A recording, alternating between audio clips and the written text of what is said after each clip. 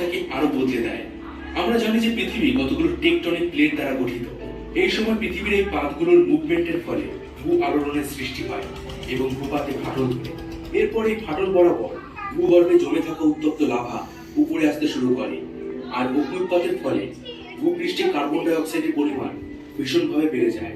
এই বিপুল পরিমাণে carbon die অক্সাইডের প্রভাবে পুরো পৃথিবী ঘন মেঘে ঢেকে যায় এবং এই মেঘ থেকে পৃথিবীতে ক্রমাগত অ্যাসিড বৃষ্টি হতে থাকে, যা পাথরের উপর একটা মোটা ও শক্ত আবরণের সৃষ্টি করে।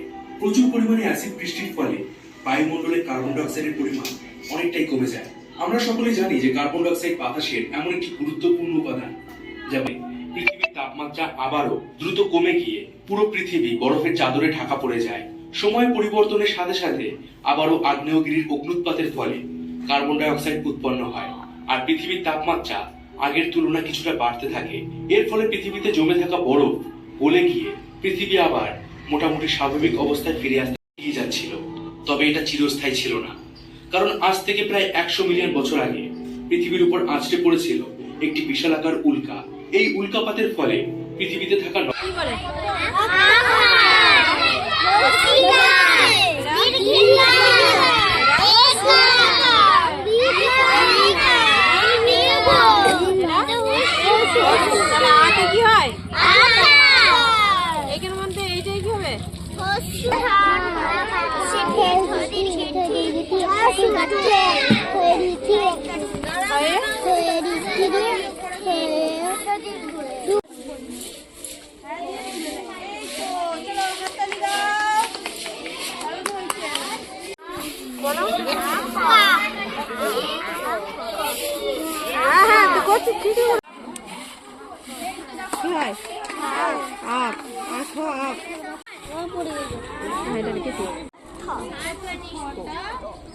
সোজা করো,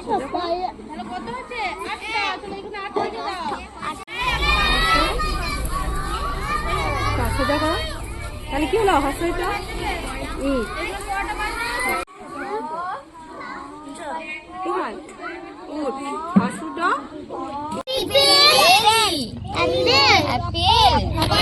অ্যাপেল মানে আপেল,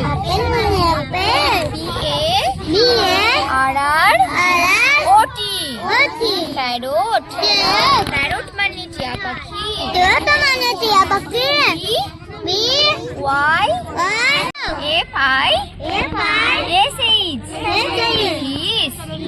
ফিশ মানে মাছ, আর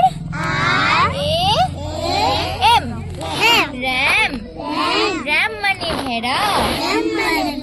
বলো FLOWER, খেলোয়াড়।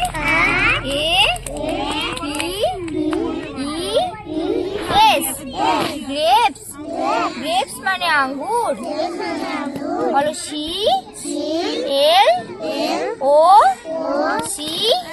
CLOCK, ক্লক মানে ঘড়ি। বলো BEE,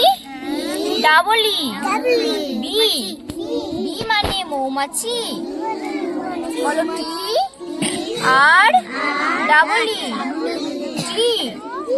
মানে গাছ।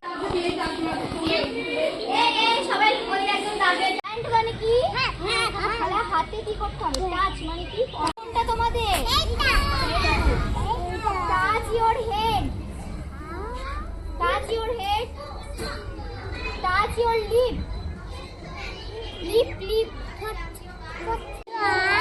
Touch your.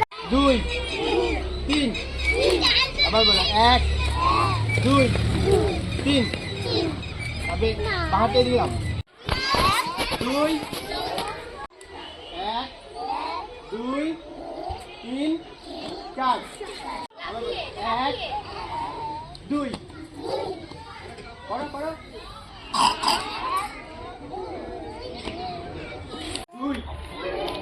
করো আবার করো 1 2